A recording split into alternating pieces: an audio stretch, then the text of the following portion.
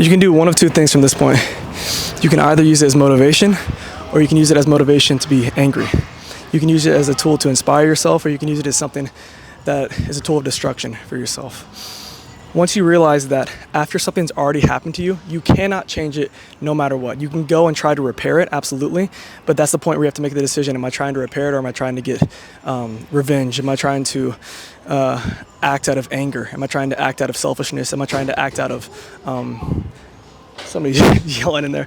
Are you trying to act out of, emotions, something that is heightened in the moment?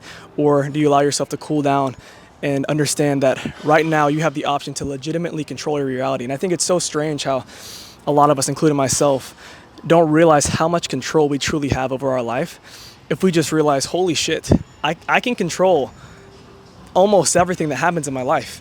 If somebody does me wrong, if I can react in a way that is kind, you're always going to feel better. And you're always going to get to a result that is more productive. You're going to get to a result where you and that person aren't going to be at ends anymore.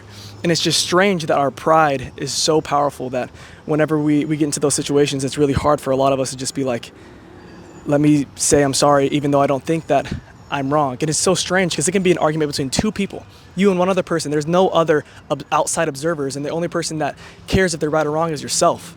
And yet you still don't allow yourself to just say, okay, you're right, because of our egos.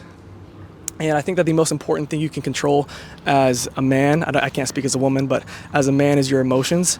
I think that for myself in particular, I think with a lot of other young men as well, having a short fuse and not allowing yourself to react, or allowing yourself to not react and more so actually process what's happening and take a deep breath and then respond rather than just being reactive with everything.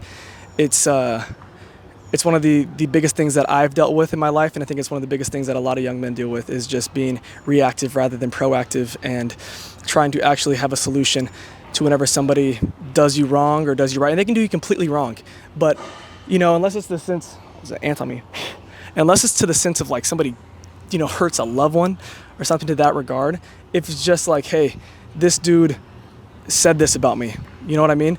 If it's something that's that benign and unimportant to your life, it shouldn't be something that hurts your pride and your ego so much to where you have to guard it and you have to put your walls up and have to say, fuck no, that's not who I am as a person. I'm not going to let anybody think that, even if he's just telling one other person.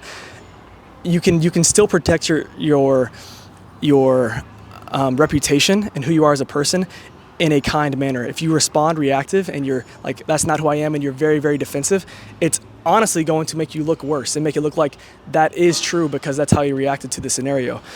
If you can just be kind and say, listen, man, that's not who I am as a person. I think you have, the wrong outlook. I think whoever told you that is misinformed. And I think if that's what you believe yourself, you're misinformed as well. Allow me to actually, tell you a little bit about myself. And obviously don't say something as corny as that. Be a human being. Don't be a robot.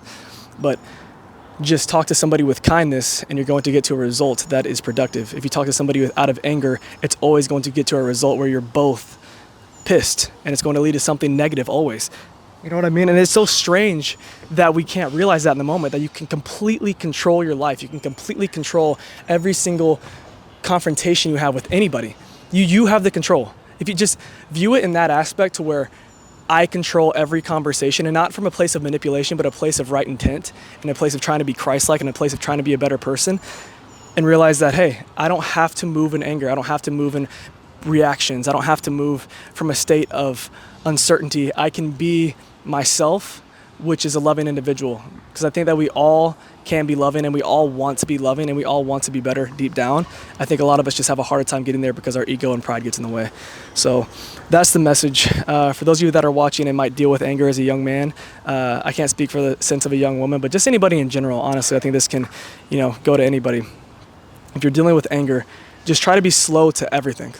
Try to move in slowness and stillness. Whenever I have something that bothers me, or I feel myself starting to bubble up with anger, I've really been practicing responding slowly, truly sitting and thinking on how I can respond, and not just word vomiting and saying something that I don't mean in the moment.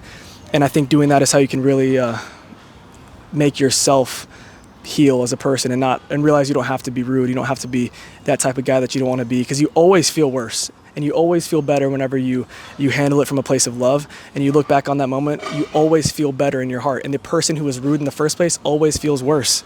So if you want to just have a better life that's more fulfilling and more loving, then that's what you got to do, is just be slow to everything. So that's the message for today. Thank you guys so much for watching. As always, have a blessed one.